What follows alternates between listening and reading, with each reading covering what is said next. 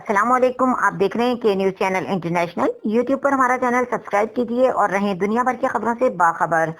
رخ کریں گے شیخو پورہ کا، جہاں سے رپورٹ کر رہے ہیں ہمارے بیورو چیف طاہر خان۔ ملک بھر کی طرح شیخو پورہ میں بھی پام سنڈے کھجوروں کا اتوار کا تہوار مذہبی عقیدت و احترام کے ساتھ منایا جا رہا ہے۔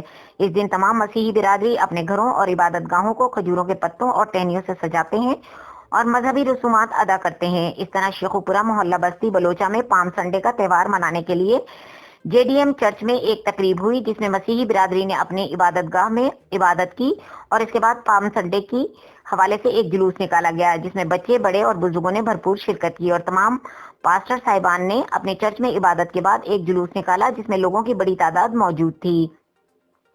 تمام لوگوں نے ہاتھوں میں کھجور کی ڈالیاں اٹھا رکھی تھی۔ گیت گاتے ہوئے اور نعرے لگاتے ہوئے جلوس نکالا گیا، جس کی قیادت پاسٹر حبیب مقصود نے۔ اس موقع پر پاسٹر حبیب مقصود کا کہنا تھا کہ مسیحی برادری پام سنڈے کا تہوار حضرت عیسیٰ علیہ السلام کی یاد میں مناتی ہے۔ حضرت عیسیٰ علیہ السلام جب یروشلم پہنچے تو اس وقت ان کے پیروکاروں نے کھجور کی ٹہنیاں لہرا کر آپ کا استقبال کیا۔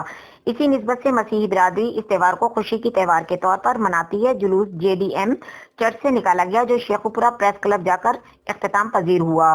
جلوس کے اختتام پر ماسٹر حبیب مقصود اور تمام مسیحی برادری نے ملک کی سلامتی، ترقی اور امن و امان اور کرونا وبا کے خاتمے کے لیے خصوصی دعا کی اور آخر میں تمام مسیحی برادری نے ڈی پی او شیخو پورہ غلام مبشر میکن کا شکریہ ادا کیا، جو کہ ڈی پی او شیخو پورہ غلام مبشر میکن کی جانب سے سیکیورٹی کے سخت انتظامات کیے گئے تھے۔